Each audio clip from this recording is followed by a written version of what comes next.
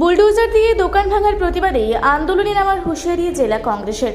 Purulia court চত্বরে উচ্ছেদ অভিযানের প্রতিবাদে এবং ক্ষতিগ্রস্ত ব্যবসায়ীদের পুনর্বাসনের দাবিতে সরব হল জাতীয় কংগ্রেস।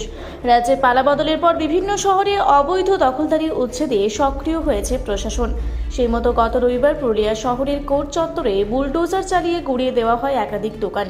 উচ্ছেদ হওয়া এই ক্ষুদ্র ব্যবসায়ীদের কোনো বিকল্প ব্যবস্থা বা পুনর্বাসন না দিয়েই এই অপরিকল্পিত অভিযান চালানো হয়েছে বলেই অভিযোগ তুলেছে পুরুলিয়া জেলা কংগ্রেস। এই ঘটনার প্রতিবাদে মঙ্গলবার পুরুলিয়া জেলা কংগ্রেস কার্যালয়ে একটি সাংবাদিক সম্মেলন করা হয়।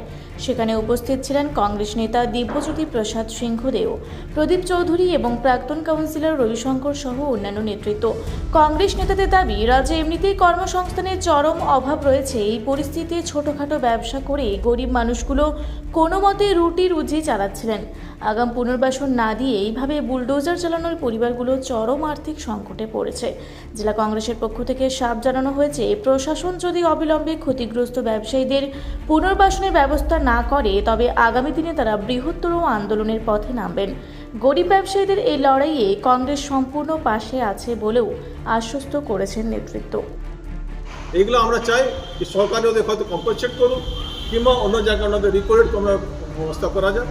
তাছাড়া যদি জঞ্জাল মুক্ত করতে হয় খালি কোর্ট চত্বর না, তাহলে যত বেআইনি লোকেশন আছে পুরুলিয়ার ভিতরে সব লোকেশন ভাঙতে হবে। খালি গরিব মানুষও ভাঙা চলবে না, যারা এখানে পুঁজিপতি আছে, যারা বেআইনিভাবে কাজ করছেন, যারা জোর দখল করে কাজ করছেন তাদেরও ভাঙতে হবে। এটা আমাদের দাবি। আমাদের সংবিধানে আমাদের রাহুল গান্ধী বলেছেন, আমরা সংবিধানে বিশ্বাস করি, আইন মেনে আমরা সব কিছু কাজ করব।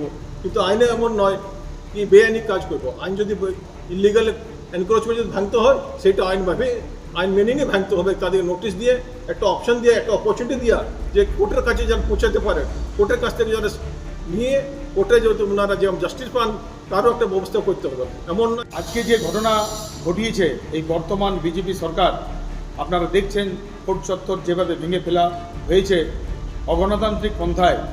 এখানে তো পরিযায়ী শ্রমিক তারা বাড়িয়ে দিল।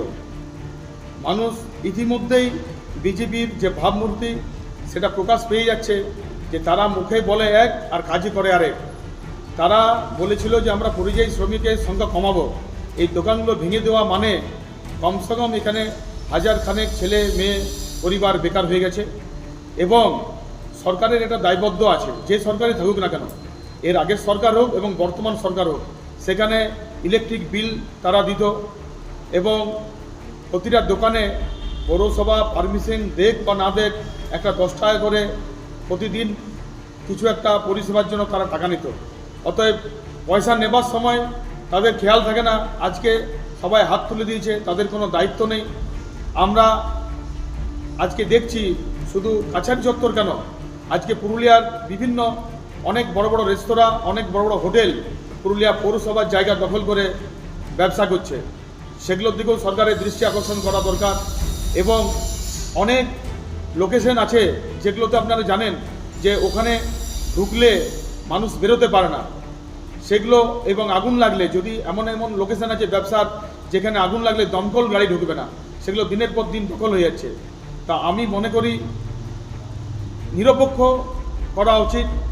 আজকে গরিব মানুষের পেটে লাত মেরে গরিব মানুষকে বেকার করে এই পুরুলিয়া উন্নয়ন হবে না। এটা আমার মনে হয় পুনর্বাসন যেটা হচ্ছে তার পুনর্বাসন যদি সরকার দেয় এবং তাদের রুজিরুটির একটা ব্যবস্থা করে দেয় ভালো হয়। আপনারা ওখানে উচ্ছেদ করছেন, আপনারা ওখানে উন্নয়ন করবেন কি করবেন না আমরা জানি না, কিন্তু এই মানুষগুলো কোথায় যাবে?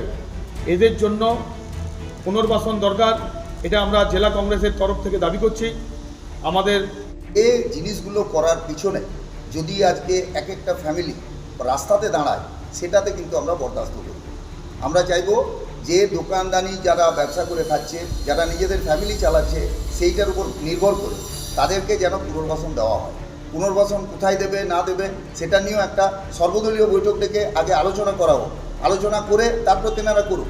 আজকে জিতেছেন, আজকে জয়লাভ করেছেন, 207টা সিট, 208টা সিট আমরা জয়লাভ করেছি, তার মানে এই না যে আমরা সব কিছু যা খুশি তাই করব। এটা হতে পারে না। আজকে এটার জন্য একটা আলোচনা করার দরকার ছিল। জানি না আলোচনা করা তারা প্রয়োজন মনে করছেন না, কেন করছেন না তাও জানি না। তবে যাই হোক, আমি চাইবো নিশ্চয়ই করে পরিষ্কার হোক, পরিষ্কার পরিচ্ছন্ন করার জন্য যা যা প্রয়োজন আছে করুক। যাদেরকে আজকে তুলে দিচ্ছে তাদের জন্য পুনর্বাসন হচ্ছে আমাদের মূল বক্তব্য, যে তাদের পুনর্বাসন চাই।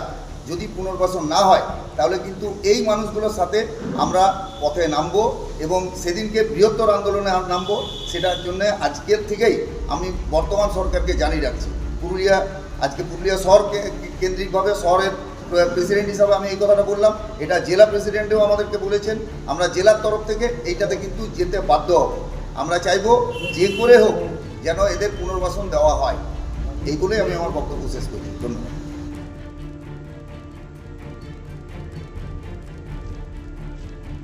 পুরুলিয়ায় পাত্রপাত্রী যোগাযোগের একমাত্র বিশ্বস্ত প্রতিষ্ঠান বিবাহ পরিচয়। আপনার মনের মতো জীবনসঙ্গী খুঁজতে পাশে রয়েছে বিবাহ পরিচয়। তাই আর দেরি না করে আজই যোগাযোগ করুন বিবাহ পরিচয়। Municipality commercial complex, 2nd floor, Chaibasa road, opposite PWD office, Purulia. Mobile নম্বর 9232440272।